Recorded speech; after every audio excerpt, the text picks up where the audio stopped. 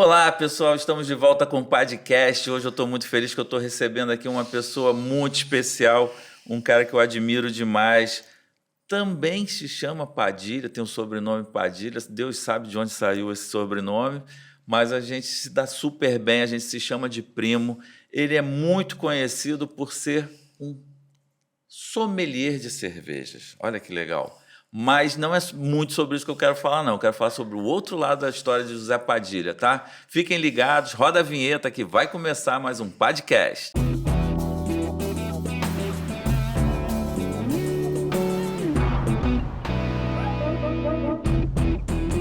Márcio Padilha apresenta Padcast, o podcast do Padilha. Zé Raimundo Padilha, meu primo do coração, meu querido amigo. Cara, são muitos anos que a gente se conhece. A gente não sabemos se há alguma ligação nas nossas árvores genealógicas, se nós somos primos de fato, mas do coração você é, com certeza. É um cara que eu admiro demais.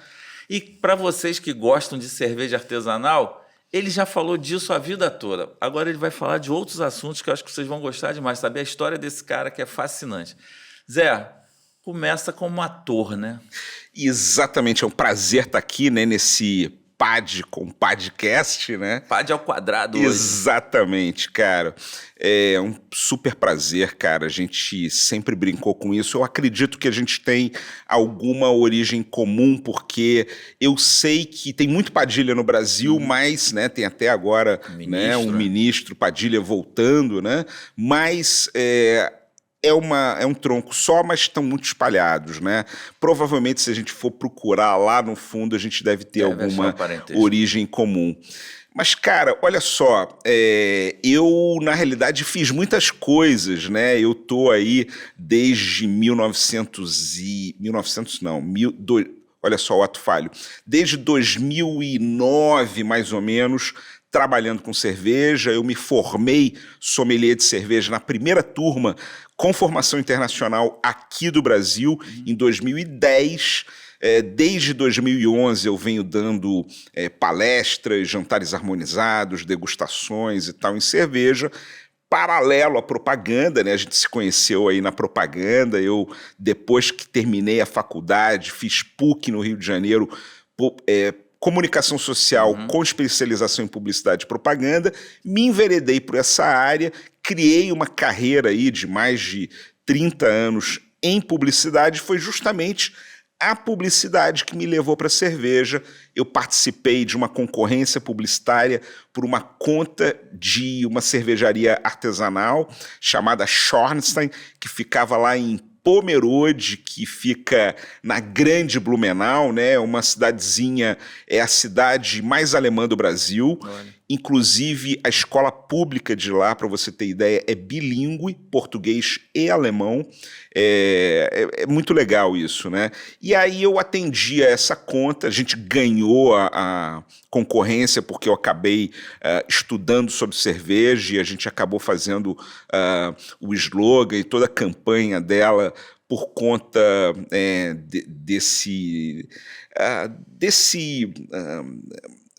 dessa curiosidade que eu sempre tive, né? E, na realidade, todas as outras agências na época que participaram da concorrência caíram naquele lugar comum de mostrar o estereótipo do alemão, e era justamente isso que eles estavam querendo sair, né? Eles estavam querendo tirar esse estereótipo, e a gente trabalhou já uma cervejaria como a gente conhece hoje, moderna, uma visão nova, né? A gente chama de nova cervejaria, esse renascimento, esse ressurgimento. Muitos chamam, né, de essa revolução cervejeira que tem nos Estados Unidos desde a década de 60 e aqui no Brasil desde a década de 80. E a gente conseguiu entender isso, e a Schornstein hoje tem um slogan lá no rótulo, né? Schornstein, a cerveja com alma, que fui eu que criei em 2009. Sensacional. Mas antes de chegar na cerveja, vamos voltar um pouquinho no passado, um pouquinho. A primeira vez que eu vi o Zé fez um personagem numa campanha publicitária como ator, que era um gênio, o gênio da lâmpada. Era uma campanha para o governo do estado do Rio de Janeiro, Foi ali, finalzinho do governo Moreira Franco. Dirigido pelo Manga? Foi dirigido por Carlos Manga, na Taikon, e eram diversos filmes, e apresentado pelo Júlio. Eu não lembro sobre o nome do Júlio, mas... Júlio Levi? Júlio Levi, ele era o apresentador, era tipo um programa de auditório, e os participantes tinham que responder perguntas sobre o Rio de Janeiro, e homenagearam diversas cidades do Rio de Janeiro. E a tua participação, você era um gênio muito engraçado, cara. Porra, e eu fiquei com isso na cabeça, assim, eu falei, cara, esse cara é uma figura, não sei o quê. Quando eu vi o sobrenome Padilha, eu falei, pô, esse cara é meu primo. E aí começamos a conversar, falar sobre a origem do nome, tentando entender na época, e ficamos muito amigos. Aí, cara, mas não, depois de ator, fez TV Globo, né? Primeiro registro. Na realidade, eu comecei a fazer teatro no colégio ainda. Eu estudei no Santo Inácio, né? Santo Inácio, entra burro e sai palhaço, né? Olha. Eu acho que burro eu não sou mais. Mas eu comecei a fazer teatro no colégio ainda e fui fazer tablado com Maria Clara Machado. Cheguei a ser dirigido pela Maria Clara Machado, isso com 17 anos de idade, né? Mas nunca larguei o lado acadêmico, né? Minha formação acadêmica. Isso eu estava no colégio ainda, vestibular, entrei para a PUC, comunicação social, né? Terminei a faculdade. E no meio da faculdade, eu já fazia muitas coisas como ator, né? Fiz novela para Globo, né? Participação pequena, mas tinha um personagem Malhação, lá. Né? Malhação não fiz, não. Malhação não é da minha época, né, cara? Eu fiz uma novela que eu nem vou me lembrar o nome agora, que era... gente, era muito antiga, eu não vou... depois a gente pesquisa e bota aí na legenda. A gente coloca aqui na legenda, vai ser o nome da novela. Mas, e depois disso, fiz cinema, fiz Ópera do Malandro, do Rui Guerra. Eu era um da gangue do Max Overseas, que é o personagem principal, né? E fazia parte, né? Fiz esse longa-metragem, fiz outras participações e tal, mas fiz Armação Ilimitada. Inclusive, na Armação Ilimitada, eu fiz um personagem chamado Eugênio, que era um gênio da lâmpada, que foi justamente a referência do Carlos Manga para essa campanha onde a gente se conheceu. Se vocês procurarem aí em Armação Ilimitada, Eugênio é um gênio, que é o nome do episódio. Fiz um outro episódio também, que era... eu era um monge budista, que era um menino que virou lama, né? Que era uma brincadeira que eles confundiram, acharam que o bacana era o próximo Dalai Lama. Olha isso. Cara, isso eu tinha 20 anos de idade quando eu fiz isso, mas quando eu terminei a faculdade, eu fui estagiar em agência de propaganda com criação.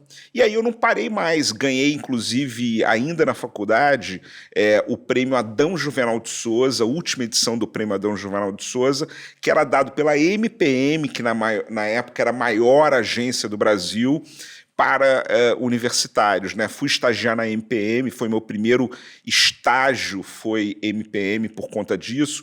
Depois eu estagiei na Sete Propaganda, né? Que tinha lá o Marcelo Noronha. Um grande abraço para o Marcelo Noronha, um cara genial. E não parei mais, né, cara? E depois eu fui para... Meu primeiro emprego mesmo foi na Mental Mark, né? Então, do Falcon, falecido Falcon, saudoso Falcon. Exatamente, né? Era saudoso. Genial também, né? Genial. Ele foi, inclusive, dupla do Nizam Guanais, né? Na Artplan. E depois, quando eu fui para São Paulo, eu trabalhei com o Nizam na DM9. Eu fui redator da DM9 na década de 90, né? Lá em São Paulo. No auge, né? Então, essa trajetória de propaganda, ela veio depois da minha fase como ator, que começou muito cedo. Devo ter começado com, sei lá, 14, 15, 16 anos no colégio ainda fazendo teatro. Depois eu fui para o tablado com 17 anos, por aí. Na sua linha, você diria que na sua linha de criação de propaganda, você usava muito humor? Sempre, né, cara? Você tem um jeito bem humorado de ver a vida, né? Exatamente. Eu acho que, na realidade, a propaganda ela é entretenimento, né? Então, você tem que ter aquele stopping power, né? Para não ficar falando americano aqui, né? Aquele poder da pessoa parar Prestar quando está atenção. folheando uma revista, um jornal, quando está vendo lá, por exemplo, até mesmo quando você está vendo ali, né, fazendo scroll ali no Instagram, né, quer dizer, você tem que ver uma imagem, alguma coisa que te pare, né? Então você tem alguns recursos e o humor é um desses Muito bom, recursos, né? O humor realmente é uma das maneiras de você chamar a atenção das pessoas. E eu acho que sempre tive essa verve aí de enxergar a vida com muito bom humor. Isso, e aí levava para publicidade. Só para a gente relembrar, da Mental Mark, você conheceu o Petrônio Estrela, né? Petrônio Estrela na Mental Mark. Que era atendimento. Exatamente. E foi o Petrônio que me chamou para ir para Vitória. Primeira vez que eu saí do Rio de Janeiro, porque eu já saí e voltei 2 vezes, né, do Rio. Sou nascido e criado aqui no Rio, né? Inclusive, eu nasci em Santa Teresa, onde a gente está gravando aqui esse podcast. Maravilhosa, né? Santa Teresa. Isso. Nasci no Morro, né? Olha. O Morro lá da década de 60, né? E aí, quando o Petrônio me chamou para ir para Vitória, no Espírito Santo, trabalhar na agência onde ele era atendimento, foi a primeira vez que eu saí do Rio, muito cedo ainda, década de 90, né? E aí eu fui para lá, fiquei 1 ano, ganhei um prêmio, primeira vez que eu ganhei um prêmio do Clube de Criação de São Paulo, que é um passaporte para o criativo entrar no mercado de São Paulo, que é o mercado mais forte, por conta das verbas, né? E aí eu fui para São Paulo, fiquei em São Paulo trabalhando aí. Comecei, como todo mundo, em pequenas agências e depois eu trabalhei nas grandes agências, trabalhei com o próprio Nizam Guanais na DM9, né, alguns anos lá, e ganhei alguns prêmios, foi muito bacana. Uma bela experiência, né? Exatamente. E aí resolveu voltar para o Rio. Na realidade, eu estava em Vitória, e aí surgiu uma oportunidade para eu ir para São Paulo, e de São Paulo fiquei 13 anos e voltei para o Rio. Surgiu uma oportunidade aqui na Agência 3 para ser supervisor de criação, né? Até aquela época eu só tinha sido redator, né? E eu fui chamado para ser supervisor de criação, me agradou voltar para o Rio de Janeiro, foi uma oportunidade muito boa, aí voltei para o Rio, e aí eu achei que eu nunca mais ia voltar, né? Eu estava em São Paulo, achei, vou ficar aqui o resto da vida, gosto muito de São Paulo. Quando voltei para o Rio de Janeiro, não imaginava, e quando eu voltei para o Rio de Janeiro, também achei que não ia sair mais do Rio, e recebi uma proposta também né, ligada ao Petrônio Estrela para ser diretor de criação e sócio de uma agência em Florianópolis, onde eu trabalhei 2 anos e entrei para o mundo da cerveja. Melhor qualidade de vida do Brasil durante muito bom tempo, né? Olha, lá a qualidade de vida realmente é muito boa, né? Eu estava até comentando com você antes da gente começar, né? Em Florianópolis, eu trabalhava na agência, né? E na hora do almoço eu pegava o carro, em 5 minutos eu estava literalmente na beira da praia comendo ostra que era produzida a 50 metros ali na frente, porque em Santo Antônio de Lisboa, onde ficava perto da agência, tinha, eles chamam de fazenda de ostras, né? Então, ostra fresca, baratíssima e uma qualidade de vida, uma comida muito boa. Cara, Florianópolis tem um lugar chamado Chico,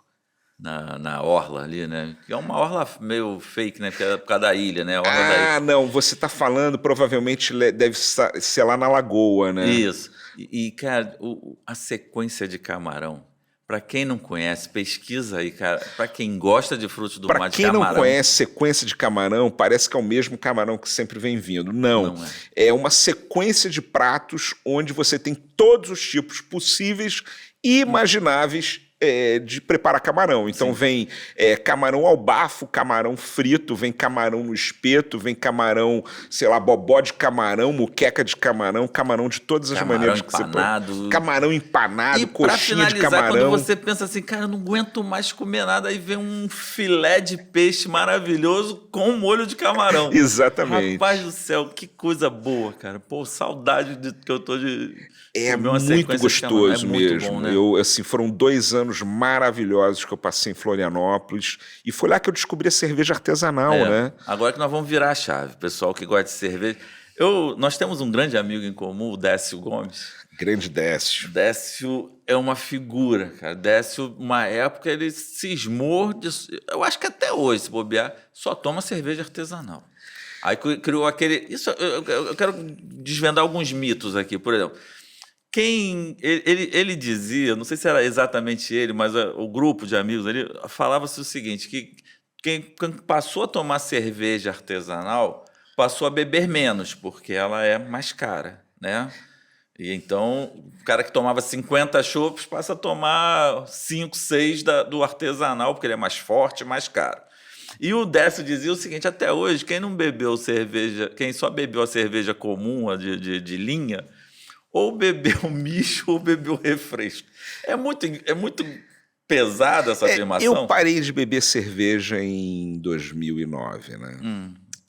Só degusto. Só degusto. Né? Não, eu faço essa brincadeira porque, na realidade, quando você entra para o mundo da cerveja artesanal, você descobre um universo de aromas e sabores e de estilos de cerveja, de marcas de cerveja, você falou assim, meu Deus do céu, onde é que eu estava, onde é que isso tudo estava até aqui, né? Então, realmente é um caminho sem volta, né? Então, assim, o homem, o ser humano, a gente se adapta sempre ao que é melhor, né? Se adapta ao que é pior também, mas se você puder ter o que é melhor, você é gosto, cada um tem o seu, né? Na realidade, você acaba bebendo menos, inclusive o slogan da cerveja artesanal é beba menos, beba melhor, ou seja, você beber mais em qualidade e beber menos em quantidade, porque na realidade você degusta. A cerveja popular, nenhum demérito para a cerveja popular, até porque ela tende a um público aí, por ser mais democrática, né? Você acaba bebendo em maiores quantidades. Distribuição, né? Preço. Exato, né? Agora, a cerveja artesanal é uma cerveja, eu não queria usar o termo gourmet ou gourmetizado, né? Até porque hoje em dia o gourmet já está na vida de todo mundo no dia a dia. Até o podrão, né, cara? Até o podrão tá gourmetizado, exatamente. E aí, hambúrguer da esquina, o cachorro quente, hoje tem uns gourmet assim que são mais caros do que uma refeição. Você sabe que eu dou na minha aula, eu dou o meu curso de harmonização com cerveja, que é um curso de 40 horas que eu dou na Escola Superior de Cerveja e Malte. Um dos slides que eu coloco no quadro, quando eu falo sobre a gourmetização que veio desde da reação ao fast food na década de 80, que foi o auge do fast food, que gerou o movimento slow food que vem até hoje. Então a gente vive até hoje esse movimento do slow food. O slow food está pegando cada vez mais. É lógico que você prefere um alimento que seja menos processado, que seja produzido na hora e tudo, né? Então, antigamente a gente chamava de gourmet, né? Era uma coisa até elitizada. Hoje em dia não. Hoje em dia você prepara uma coisa em casa que não necessariamente você precisa chamar de gourmet, mas é um alimento que está menos industrializado, menos processado, né? E a cerveja, porque está dentro do universo da gastronomia, também veio nessa onda, né, do slow food, né? É o slow drink, né? Então você acaba bebendo uma cerveja ou qualquer outro. Você vê aí, isso aconteceu com gin, isso aconteceu com a coquetelaria de um modo geral, com a cachaça. A gente está vendo acontecer isso com a cachaça. Eu já vi garrafa de cachaça que custa R$300, R$500. Até mais, mas o que acontece, né? Então só é bacana pagar R$2.000 se for uma garrafa de uísque, se for uma garrafa de vinho. Você tem todo um processo que você pode passar, ou uma cachaça, ou uma cerveja, seja qual for a bebida, que vai custar esse preço, né? Então, por exemplo, vou te dar um exemplo, né? A cerveja Deus, que é belga, ela é uma cerveja do estilo Bière Brut. Bière Brut é o quê? É uma cerveja que passa pelo método champenoise. É o mesmo método com que se faz champanhe, prosecco, espumante, que você passa pelas mesmas etapas, né? Então você tem ali uma refermentação na garrafa, você tem todo aquele processo até o degorgement, você tem um arrolhamento no final que gera um produto que você gastou mais tempo, você gastou mais ingredientes e ele, consequentemente, vai ficar mais caro. E você acaba pagando um preço por esse valor agregado a mais, né? Uma garrafa, por exemplo, da Deus, você encontra lá no Zona Sul, a gente tem para vender a mais de R$400. Né? Tá caro. Gente, essa é a cerveja que eu encontro aí no mercado mais cara. Tem cervejas mais caras, mas com facilidade essa é mais cara. Agora, se você for nas lojas de vinho, você vai encontrar vinho de R$20 mil, você vai encontrar vinho de R$50 mil. Qual o problema a cerveja custar R$400, Tá né? bom, né? E assim, quente ou gelada? Depende do estilo da cerveja. Aí eu devolvo a pergunta para você responder sem pensar. Sopa, por exemplo, a gente toma quente ou gelado? Quente, mas Não necessariamente. Pra esfriar. Não necessariamente. Se for um gazpacho, que é aquela sopa de tomate espanhola, é para beber fria. Olha. Eu sempre jogo essa pegadinha, porque todo mundo fala assim, sopa é quente, né? Não, dependendo da sopa, você também pode deve servir fria. Cerveja também. É que nós só conhecemos cerveja como Pilsen. Certo. A Pilsen é uma cerveja que não tem grandes vocações gastronômicas. Pro leigo, a Pilsen é a mais popular, aquela menos amarga? A Pilsen é a mais popular. E quando eu falo Pilsen, eu estou englobando um monte de estilos que não necessariamente são Pilsen. Essa cerveja que a gente bebe com, digamos assim, em maior volume, mais popular, né, que está escrito ali no rótulo Pilsen, tecnicamente, no rigor da técnica, ela não é uma Pilsen, ela é uma Standard American Lager, por exemplo, tá? Mas a gente, por uma questão comercial, a gente chama todas essas light lagers, ou seja, essas cervejas lager, que são cervejas de baixa fermentação e são leves, fáceis de beber, amarelinhas, né, que você bebe e é refrescante, mais ou menos um teor alcoólico moderado que gira na faixa dos 4,5% de teor alcoólico, sem aroma frutado, sem aroma de especiarias, sem sabor frutado, sem sabor de especiarias. Esse tipo de cerveja que você bebe mais para se refrescar, a gente chama de light lagers, ou seja, as lagers leves. Geladinha. Exatamente, tem vários estilos, né? Helles, Dortmunder Export, eu posso falar de né, German Pilsner, eu posso falar de um monte aqui de light lagers, mas especificamente essa que a gente está tomando aí em maior quantidade é Standard American Lager. Mas a gente chama de Pilsen de um modo geral, que é para significar esse grupo das cervejas leves, de teor alcoólico moderado, e na grande maioria são cervejas mais acessíveis, mais democráticas, tá? E esse tipo de cerveja, como até a chegada da cerveja artesanal a gente não tinha conhecimento de outros estilos, muito raramente você tinha aí uma Bock, lembra que chegou na década de 90? Kaiser Bock, o comercial era muito legal. Exatamente, eu me lembro que eu era moleque, não entendia de cerveja, tomei um porre de Kaiser Bock, né, cara? E o que acontece? A gente acha que cerveja é para beber gelada. Por quê? As light lagers são para beber gelada. Agora, se eu pego uma quadruple de 11% de teor alcoólico, que é uma cerveja mais escura, mais encorpada, com notas de frutas secas escuras, de chocolate, notas de café por causa da torrefação do malte, nossa, se eu gelar uma cerveja dessa, eu estou rasgando dinheiro, né? Entendi. Porque eu não vou sentir aquele aroma e aquele sabor que a cerveja te dá. Então, uma cerveja dessa é para eu tomar lá nos 12 graus, por exemplo, um pouco até mais uma temperatura de adega. Entendi. Né?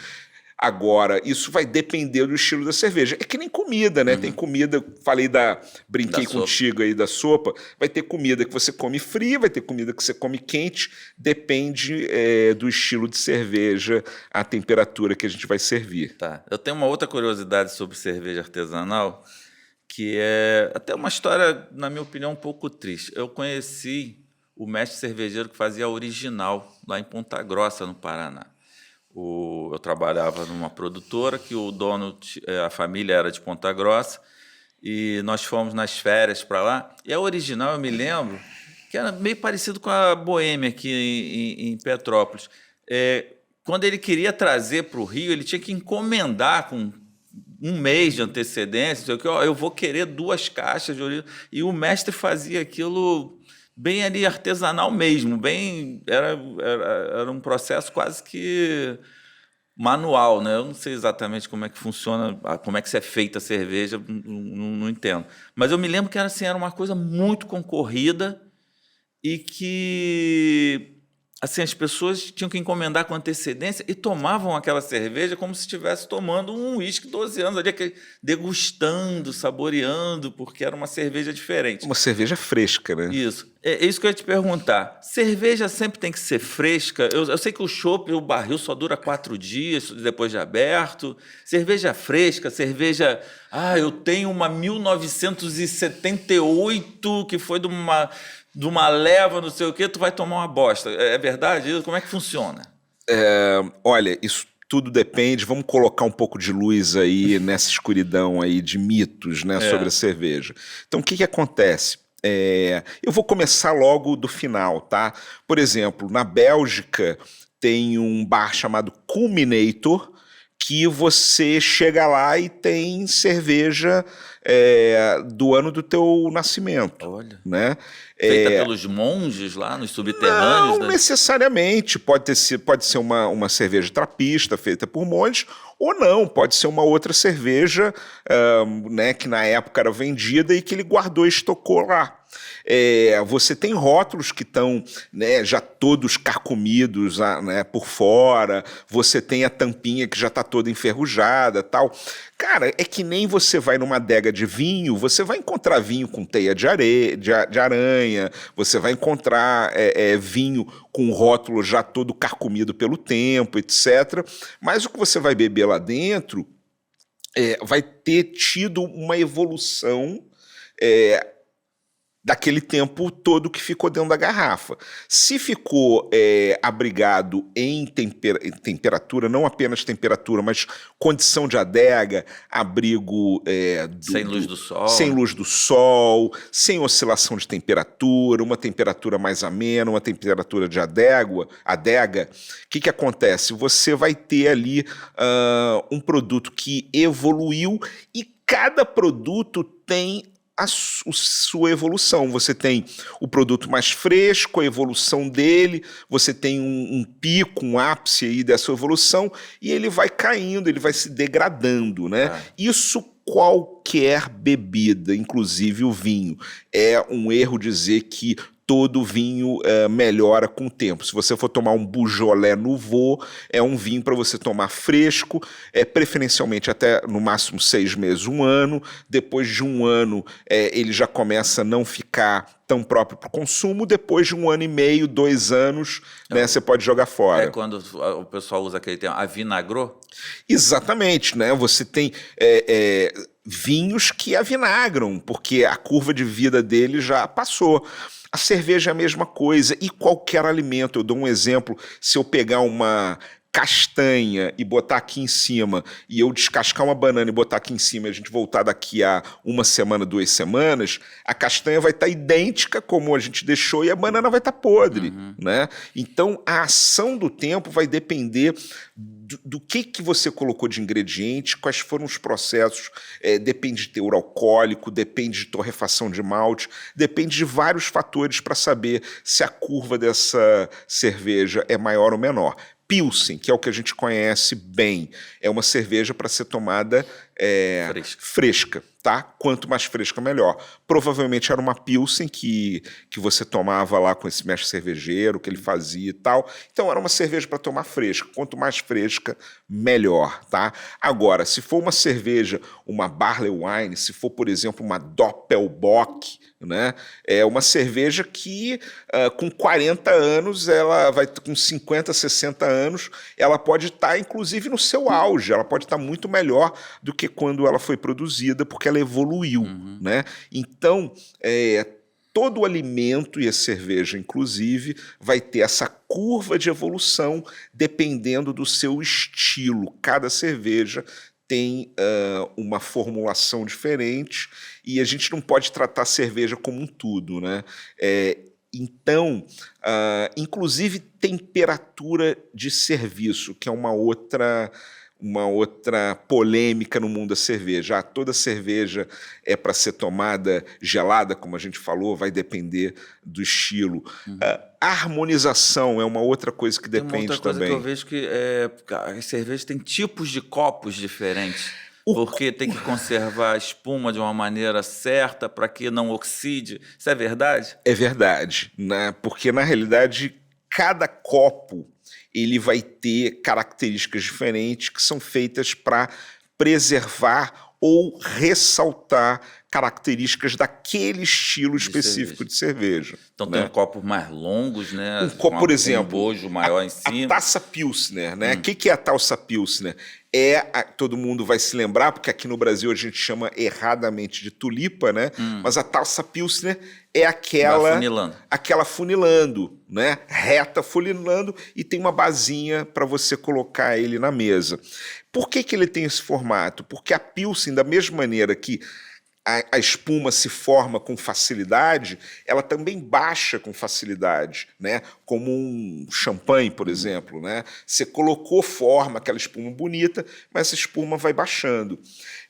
Para essa espuma se manter na mesma espessura, o que acontece? À medida que você vai bebendo, né, vai diminuindo a área e vai mantendo, teoricamente, a mesma espessura de espuma. Eu vi um copo no Mundial de Labiera, até comprei. O primeiro Mundial de Labiera ainda era no... A gente até gravou entrevista contigo na época, eu e Décio. Ali no Terreirão. No Terreirão, caramba, Terreirão, hein? Primeiro Mundial de Labiera. Tu é antigo, hein, Márcio? Eu tô velho, né? E aí eu comprei um copo que eu achei sensacional. O copo, ele era com um bojo maior em cima e ele afunilava de repente. Sim. E tinha ranhuras. Uma caçaípa. Para que quando você bebesse a cerveja, quando ela voltasse para o fundo, ela vinha passando essas ranhuras e gerava espuma de novo. Perfeito. Copo sensacional. Provavelmente esse copo que você comprou lá é a taça criada pela Spiglau. Spiglau é uma das maiores fabricantes de taças de cristal do mundo. Ela é alemã.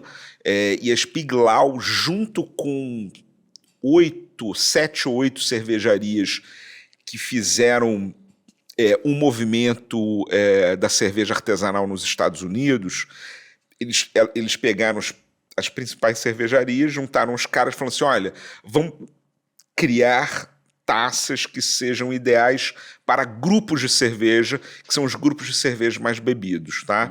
Então eles fizeram uma taça IPA, que é essa daí, fizeram uma taça Stout, fizeram uma taça Lager ou Pilsen e fizeram uma taça Weiss, tá? Para cerveja de trigo. E cada uma tem uma especificidade, né? No caso da IPA, na realidade você tem ali a boca mais fechada, isso, que é para conter a parede um pouco mais alta, né? Fechando numa boca mais estreita, que é para conter os aromas de uma cerveja IPA, que é muito aromática e usa geralmente lúpulos americanos. Mal né? comparando, seria aquele fechamento que tem na taça do conhaque? Sim, né? Você pode reparar, é aquele fechamento da taça do conhaque. Você vê que ele é bem bojudo e ele tem a boca fechada justamente para manter os aromas ali dentro. Para quando você beber, os aromas irem no seu nariz. Você está sentindo aqueles aromas, eles não estarem dispersos no meio ambiente.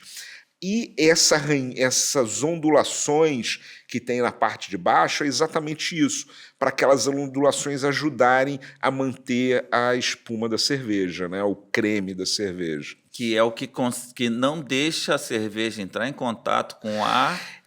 Na realidade, isso é um tema até também polêmico no mundo da cerveja, porque teoricamente, sim, né? Teoricamente a espuma é muito importante para a cerveja por vários aspectos, né? Ela acaba sendo uma vedação, um isolamento térmico para manter temperatura, ela acaba sendo também um isolamento do oxigênio para não oxidar a cerveja.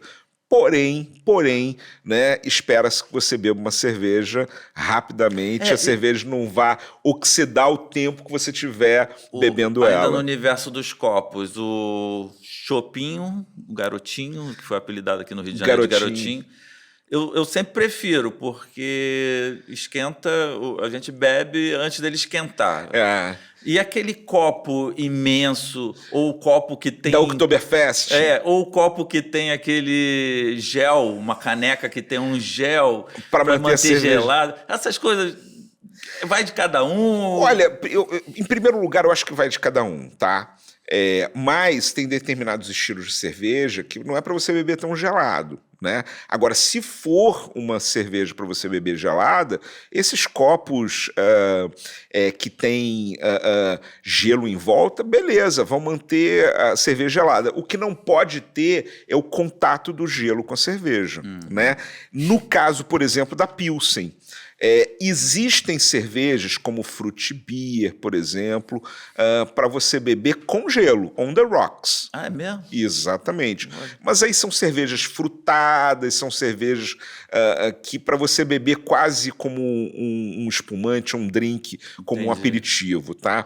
Agora, uma Pilsen, essa caneca 0 grau aí que você tem em vários restaurantes... Congelada, né? Isso é péssimo por vários motivos. Primeiro, ela fica dentro do freezer e ela acaba formando uma crosta, não só por fora, por dentro também. Então, quando aquele gelo entra em contato com a cerveja, fica aqueles pedaços de gelo ali flutuando. Cerveja aguada. Aguada, né? Fora que o gelo dentro do freezer, ele também pega odores, né?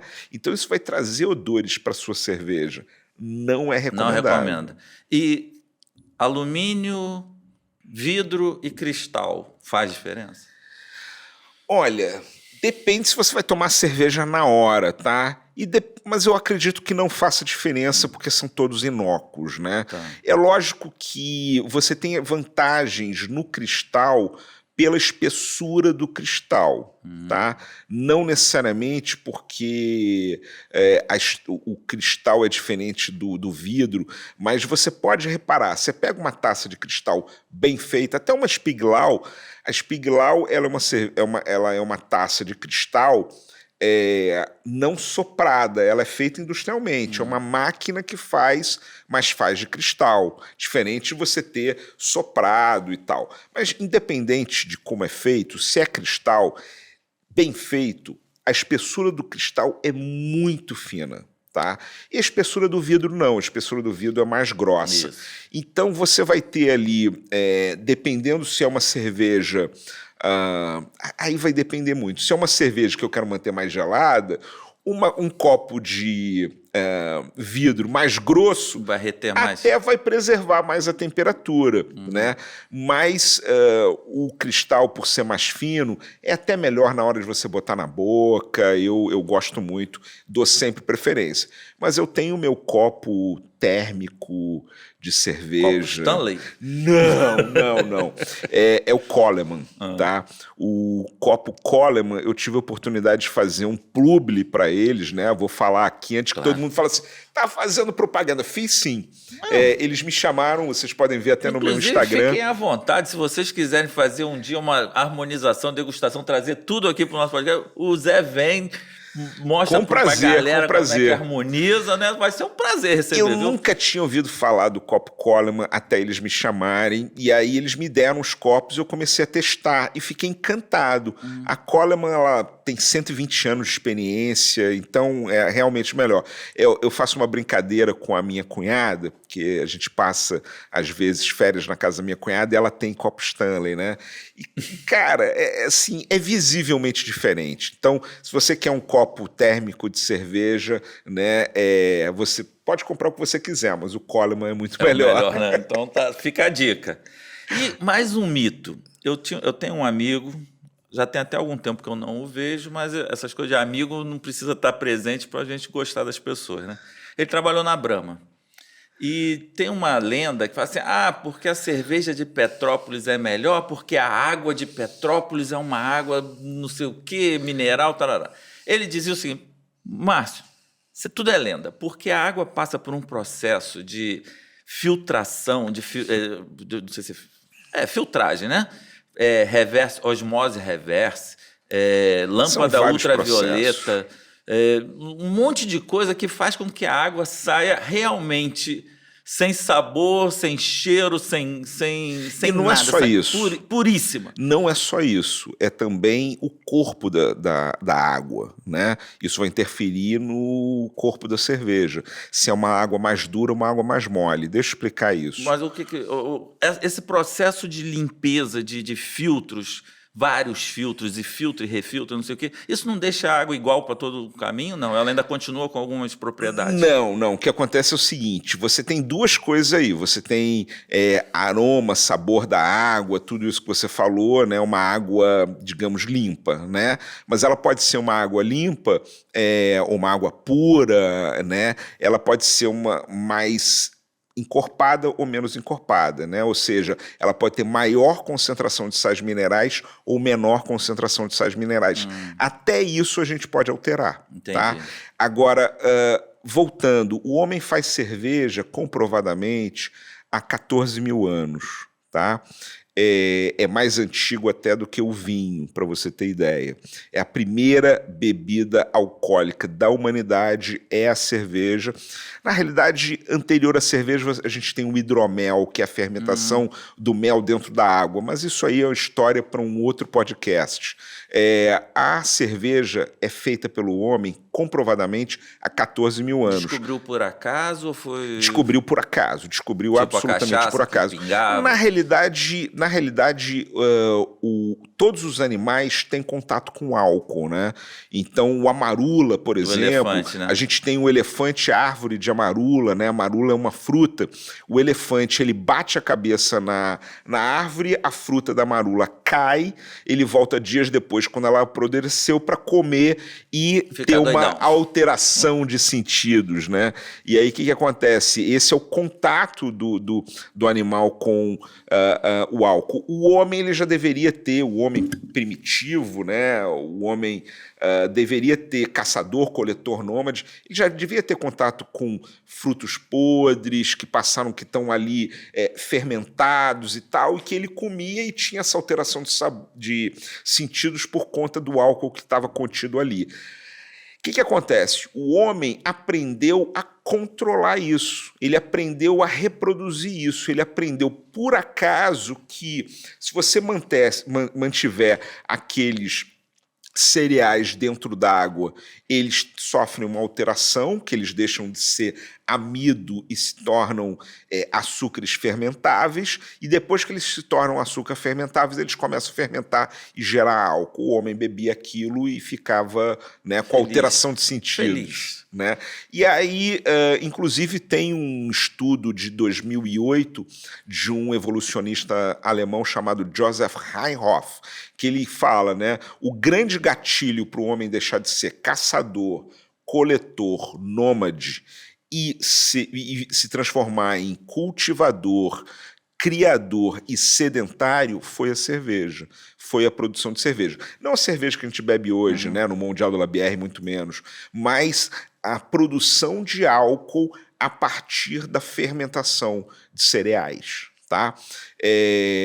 Mas eu até me desviei da tua pergunta original, que A era minha sobre a água. Se a água faz diferença, porque a água mineral de Petrópolis é melhor do que a água O daqui que da torneira. acontece? Até 100 anos atrás, isso era uma verdade.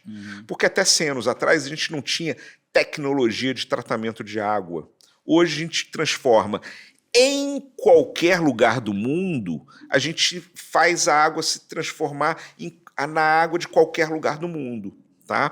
Por causa disso, primeiro, você tem várias filtragens que você pode fazer de forma físico-química, que vai deixar a água inodora, incolor, ela vai estar né? insípida, né? Ela vai estar uma água que a gente chama de pura, e uma água cervejeira, melhor dizendo, né?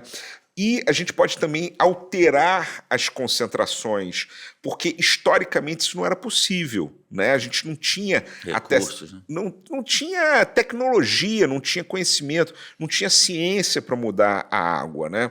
Então você tem estilos de cerveja que eram leves porque a água do lugar era uma água mole. Quando a gente chama de água mole, tecnicamente, a água com menor concentração de sais minerais. E uma água dura, uma água com maior concentração de sais minerais. Então, por exemplo, Pilsen. A Pilsen vem da cidade de Pilsen, na República Tcheca, e a água de lá é uma água extremamente mole, leve na boca. E muito perto dali, Munique, tem uma água extremamente dura. Eu, quando fui para Munique, a água fazia sal na junta da torneira do banheiro, para você ter ideia, porque ela tinha uma concentração de sais minerais muito alta. Então, historicamente, a Pilsen, que foi criada na República Tcheca, na cidade de Pilsen, é leve. E a German Pils, por exemplo, ou Helles, melhor dizendo, a Helles, Munique Helles, que é um estilo que foi criado até para combater a Pilsen da República Tcheca, foi criada em Munique, ela tem o corpo dela é mais encorpado. Então, historicamente, para reproduzir essa água mais dura, você tem que aumentar a concentração de sais minerais. Então, na realidade, resumindo, isso era uma verdade, né, até 100 anos atrás, mais ou menos. Se desenvolverem técnicas de manipulação. Exatamente. Você não tinha técnica de tratamento de água que hoje você tem. Assim, eu sou um ignorante em cerveja, né? Levedo, basicamente, é levedo e cevada, né? Os primeiros e básicos. Os 4 ingredientes principais da cerveja: água, malte, lúpulo e levedura, né? A levedura, que é quem faz a cerveja, né? O ser humano não faz cerveja. O ser humano só faz as condições ideais para que a levedura faça a cerveja para a gente. É um processo químico natural. É um processo natural, é fermentação. Tá. Quando você faz um pão em casa, né? Não sei se você já fez pão em casa. Sou péssimo nisso. Não tem problema, mas você já deve ter visto alguém fazer o pão e tal. O pão cresce. Do fermento. Quando ele cresce, é o fermento. O fermento, ele come o açúcar e ele devolve ou metaboliza para o ambiente gás carbônico, por isso que a massa infla, por isso que o bolo cresce, tá? E ele devolve para o meio ambiente álcool. Aí você vai falar, poxa, mas o pão não tem álcool. Sim, o álcool evapora e se teve algum resquício ainda na massa, quando você assa, esse álcool desaparece, tá? Né? Senão a gente não dava pão nem bolo para criança. Mas na fermentação você tem o surgimento do álcool. Então, na realidade, você cria as condições necessárias, que é você dá açúcar o suficiente através do malte, tá? Em determinadas temperaturas onde a levedura trabalha ou age melhor, ela vai lá, come esse açúcar e metaboliza esse açúcar que ela comeu em álcool e gás carbônico, que é basicamente o processo de fermentação. Entendi. Então, quer dizer, a cerveja, em função dos componentes, dos insumos, os ingredientes, né? é que muda sabor. Eu já vi cerveja no Mundial de Labial de banana, de goiaba, de café, de chocolate. A gente tem que entender se teve adição ou não. Porque, por exemplo, tem muita gente que fala assim, essa cerveja aqui toca com aroma de maracujá. Não significa que tem maracujá dentro. Pegou um cerveja. suco de maracujá e jogou ali. Pode ser que o lúpulo que foi utilizado naquela cerveja tenha o aroma de maracujá. Tá? Isso é muito comum nas American IPA, nas IPAs americanas, né? Onde você tem o lúpulo americano, que é um lúpulo que tem como característica regional cítrico, um amargor cítrico. O lúpulo, ele é o tempero da cerveja que vai equilibrar o dulçor do malte. O dulçor não é o açúcar que a gente dá para a levedura, isso também traz adocicado. Para a cerveja não ficar enjoativa, adocicada, a gente coloca lúpulo para temperar. Proporção de lúpulo para malte, muita gente me pergunta, né? É que nem... Eu falo isso grosso modo, né? Os mestres cervejeiros aí que me perdoem, é só para o leigo entender, né? Mas a proporção é mais ou menos como numa pizza, o que você gasta de farinha e o que você gasta de orégano. Né? Você gasta quilos e quilos de farinha para fazer uma pizza e uma pitadinha de tempero de orégano, né? Cerveja é a mesma coisa. Você usa toneladas e toneladas de malte, né? Mas você coloca ali gramas ou poucos quilos de lúpulo, que é para você dar essa equilibrada no amargor, mas além da equilibrada com o amargor do lúpulo, você também vai trazer aromas e sabores que o lúpulo vai trazer e cada região do mundo vai trazer um terroir diferente através do lúpulo. Caramba, é complexo. A gente é combinado de não falar tanto de cerveja, mas é um assunto fascinante, É fascinante, né? Cara. Foi que me dragou, me tirou da propaganda e me jogou na cerveja. Hoje, eu não tenho noção de quantas marcas artesanais tem no Brasil. Você tem esse número? Cara, a gente pode tentar fazer uma... A gente chegou ano passado, se eu não me engano, a 1.585, se não me engano, cervejarias em operação no Brasil, tá? Ano passado. A gente ainda não tem um mapa desse ano. Mapa que eu digo é Ministério do Abastecimento, Pecuária... Ministério da Agricultura, Pecuária e Abastecimento, todo ano faz um anuário, né? O anuário da cerveja, falando do ano anterior. Ele sai mais ou menos março, abril, mas o do ano passado, que falava sobre 2021, o número girava em 1.800, 1.500. Então, acredito que hoje a gente está com umas 1.800 cervejarias, não deve ter chegado a 2.000, se chegou a gente deve estar nesse limiar, 2.000 cervejarias. Lembrando que há 10 anos atrás a gente tinha 100 cervejarias no Brasil. E quando eu falo cervejaria, não inclui as ciganas. O que é uma cervejaria cigana? É aquela que terceiriza a produção. Tem muitas cervejarias que terceirizam a produção. Então, quando o mapa ele desenvolve a fórmula, digamos assim, as quantidades, sei o quê, mas faz numa outra fábrica. Exatamente. Nos Estados Unidos eles chamam de contract brewing, contract brew, ou seja, cerveja por contrato, né? Então, vamos levar em consideração Vamos arredondar de uma maneira conservadora. Digamos que a gente tenha 1.800 cervejarias hoje no Brasil.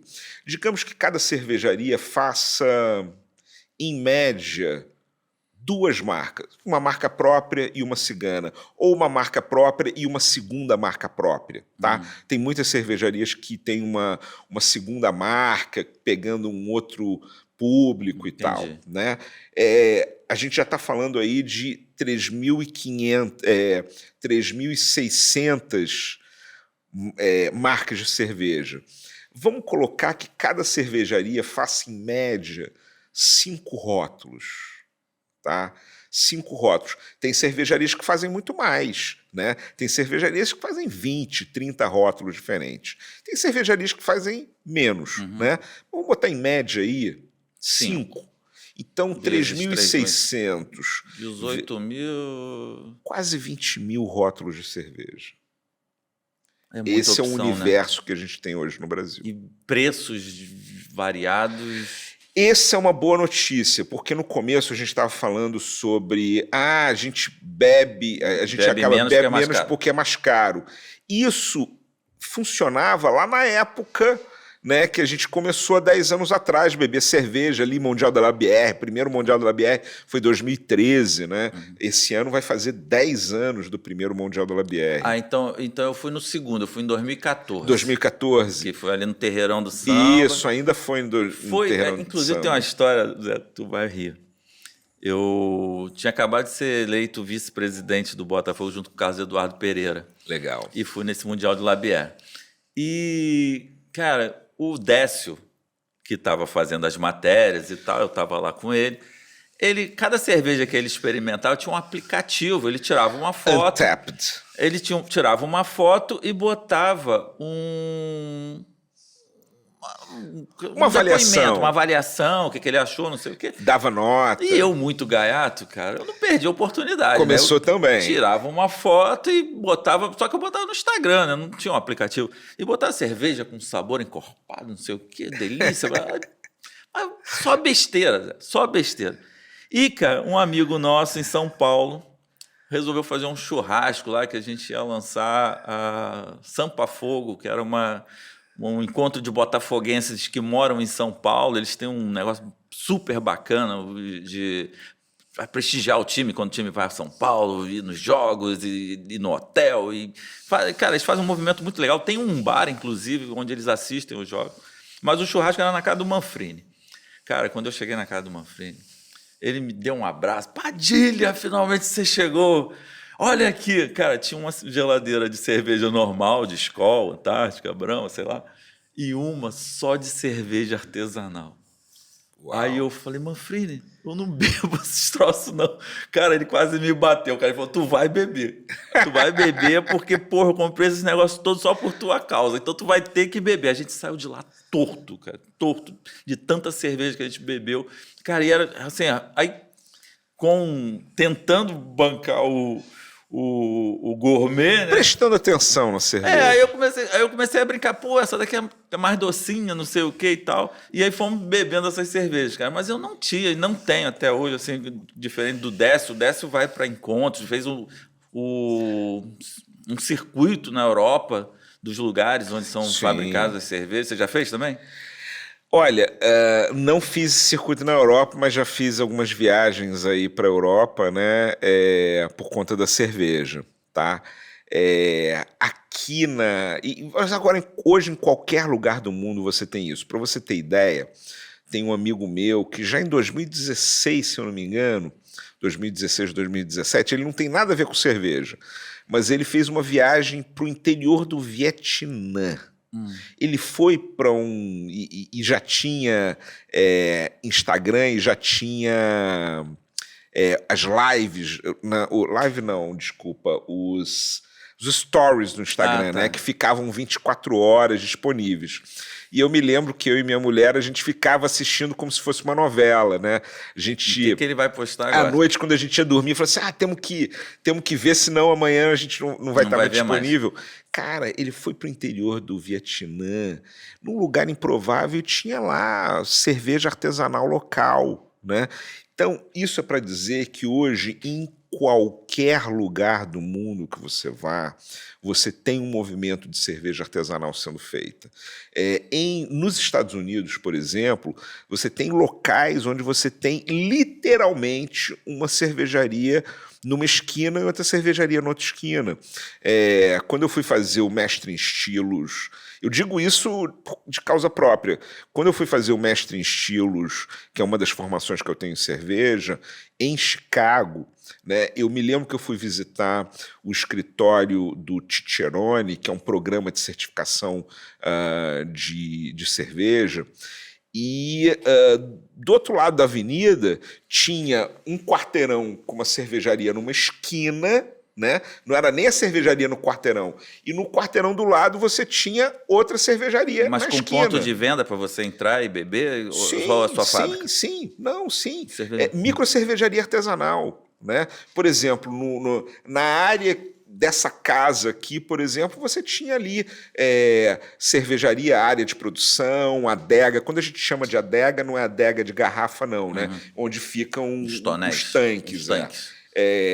Então você tem ali a área de produção, os tanques, etc. E você tem na frente uma área de consumo, um barzinho, né? E muito interessante isso. Então, hoje você já vê isso acontecendo aqui no Brasil. Não uma cervejaria em cada esquina, mas se você for, por exemplo, você tem o Na Real ali, na Real Grandeza, né? Você tem a 09 em Ipanema, na Farm de Amoedo. No Leblon ainda, uma que era um cisne, uma de limão.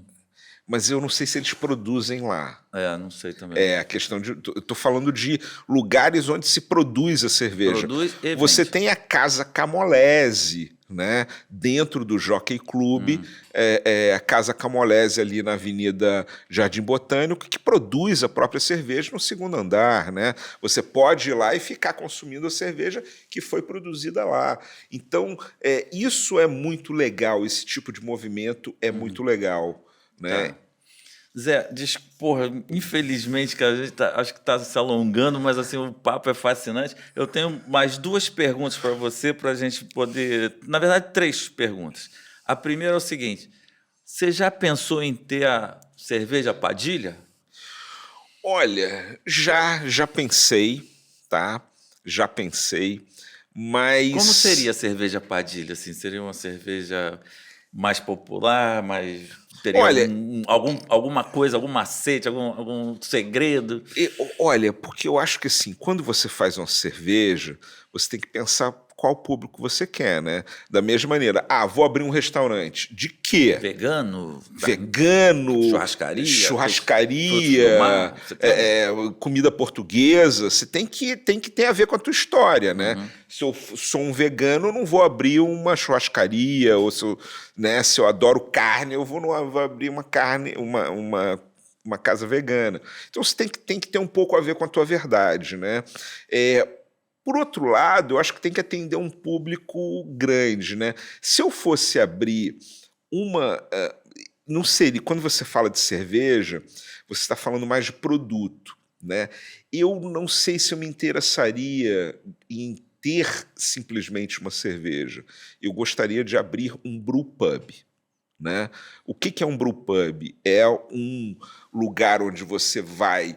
A cerveja é produzida lá, você bebe ela, né? Ela, para chegar na mesa, ela andou só 20 metros do tanque até a mesa, ou seja, super fresca e tudo. Eu posso ter vários estilos, posso produzir estilos diferentes, porque o brewpub tem essa facilidade, e uma boa comida também, para harmonizar, porque eu também sou uma pessoa muito interessada em gastronomia, não apenas em cerveja, mas em gastronomia de um modo geral. Isso me interessa muito.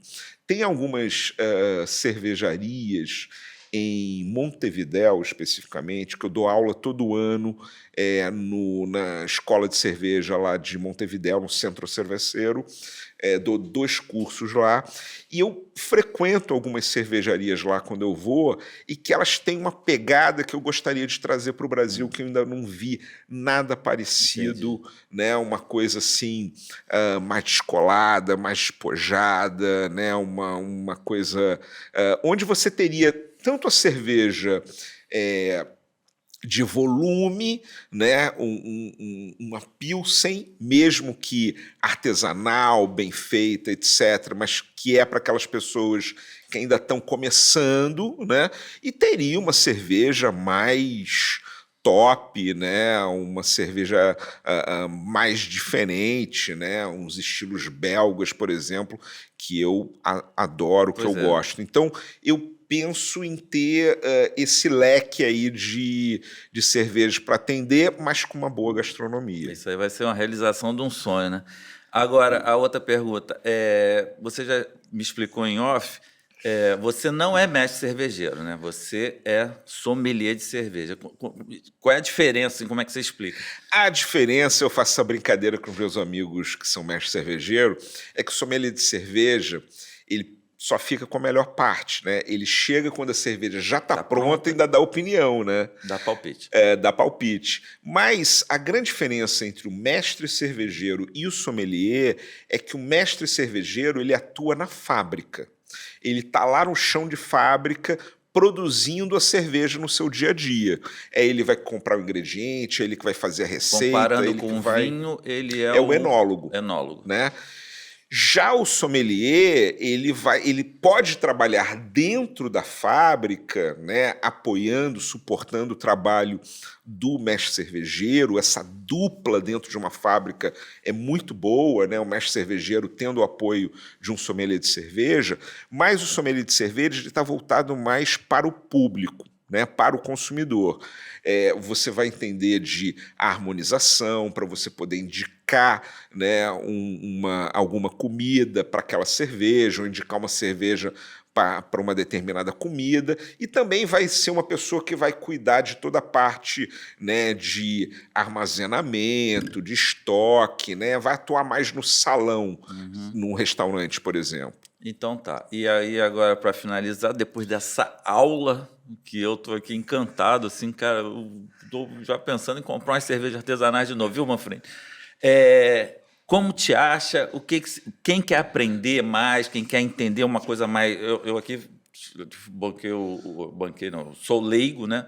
Mas tem as pessoas que já estão encaminhadas, que querem aprender mais, querem entender mais. Aonde te acham? Como fazer para entrar em contato contigo? Aonde tem um curso? Como é que... Olha, basicamente, para ficar em contato comigo, você pode entrar no meu Instagram, que é @padilhasommelier, uma palavra só, né? PADILHA, sommelier com 2 M's, @padilhasommelier.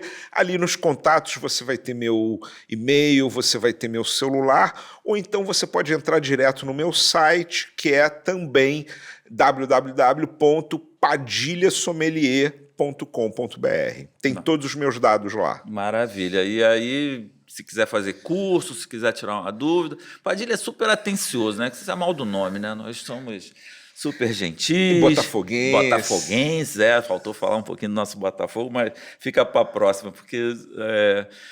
Zé, eu não tenho palavras para te agradecer. Eu sei que você é um cara extremamente ocupado. E não posso deixar de comentar sobre um amigo em comum que é o Fábio Santos. Opa!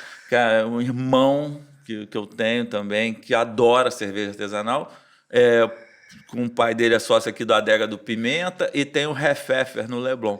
Eles faziam um negócio que eu sou apaixonado, que era o Oktoberfest. Sim. Um dos primeiros foi numa fábrica, numa cervejaria lá perto do Projac. Não sei se você foi. Alegra. Eu não sei, eu não lembro o nome. Eu sei que, cara, que eu passei um dia lá comendo todas aquelas comidas alemãs e tomando todos os chopinhos de todos os tipos, que foi maravilhoso. Nós nos encontramos uma vez aqui na Praça Tiradentes, que eu acho que ele não tem mais, né? Não. A Adega do Pimenta da Praça Tiradentes. Mas, cara, sou apaixonado pela Adega do Pimenta aqui do... Também adoro a Adega do Pimenta. Eles têm adoro aquele joelhão 24 horas que eles fazem finalizado na cerveja. Você tem que encomendar ele, mas eles deixam ele assando 24 horas no fogo lento, sai toda a gordura. Eu fico impressionado pelo tamanho daquele joelho. Cara, é um joelho de rinoceronte, né? Não é de porco, não. Porque é muito grande, cara. É muito gostoso. E ele é finalizado 1 hora antes de ser servido. Ele sai do forno, eles jogam cerveja e aí aquela cerveja vai caramelizar e fica uma delícia. Não, é um lugar maravilhoso de ir, eu recomendo. Olha só, esse merchandising aqui é gratuito e de coração. A gente adora eles. Tem o chopp bicolor também, que ele faz uma mistura, não sei como é que ele consegue, fica metade do chopp por causa escuro. De densidade, né? Metade do chopp é escuro, metade é claro. Exato. E ele abre umas torneiras de tempos em tempos de chopps artesanais. Sim, ele tem chopp artesanal e cervejas também em garrafa. Cara, é muito bom, eu recomendo. Se você vier a Santa Teresa, é aqui na Almirante Alexandrino. Se você for no Leblon, é ali na Conde de Bernadotte. Exatamente. Cara, eu sou fã de carteirinha. Fábio, aquele abraço, meu ídolo, meu querido amigo. Fabinho, estamos aí. Esse é brother demais, cara. Também é sommelier, né? Também sommelier formado, e ele entende muito de cerveja. Não, ele dá uma aula. Quando você chega lá no... Ô, Fábio, o que é que eu vou tomar? Não, toma esse chopp aqui, que é não sei o que, assim, assado, não sei o que. Bom, mas eu sou um zero à esquerda. Vou aprender, hein? Prometo que no próximo eu vou estar entendendo de cerveja, vou falar nome de cerveja, o tipo de produto. O mais importante, Márcio, é você tomar uma cerveja que te agrade. Não importa se é uma Pilsen, não importa se é uma Barley Wine, não importa. O importa é que ela te agrade. Você tem que respeitar o seu paladar. Como é que o cara faz para conhecer assim qual que vai te agradar? Existe algum lugar que tem degustações ou só no curso? Olha, tem vários lugares, né? Assim, você precisa procurar os lugares, né? No Zona Sul, por exemplo, toda semana eu estou numa loja promovendo degustação junto com os clientes, tá? E no próprio Zona Sul a gente dá aula também para cliente, né? Você pode procurar no Simpla Zona Sul como organizador de eventos, que lá vai ter as aulas que a gente dá de cerveja. Agora, o que eu recomendo mesmo é você seguir o teu paladar. Degustar o máximo de cerveja possível que te aparecer pela frente, né? Entender quais são os estilos de cerveja que te agradam e insistir nesses estilos tomando marcas diferentes. Então, por exemplo, você tomou uma cerveja... Opa, agora é o meu. Por exemplo, você tomou uma cerveja de trigo e falou, opa, gostei de cerveja de trigo. Toma cerveja de trigo de várias marcas, né? Porque você vai gostar mais de uma, gostar menos de outra. O fato de todas serem de trigo não quer dizer que todas serão iguais. Muito pelo contrário, é que nem pizza, né?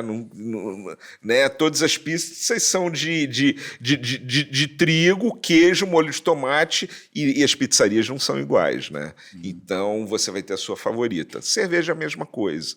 Então você tem aí os estilos diferentes, você tem que entender qual é o estilo que você gosta, qual é o estilo que você não gosta. Pior coisa que tem para um sommelier, alguém que chega e fala assim, me indica uma cerveja aí. Se eu não conheço o teu paladar, 50% de chance de eu acertar ou de errar. Sim. Agora, o que eu pergunto? O que você já bebeu e gostou? O que você já bebeu e não gostou? Então, por exemplo, se você bebeu uma cerveja... tomei uma Dunkel, que é uma cerveja, uma lager com malte tostado.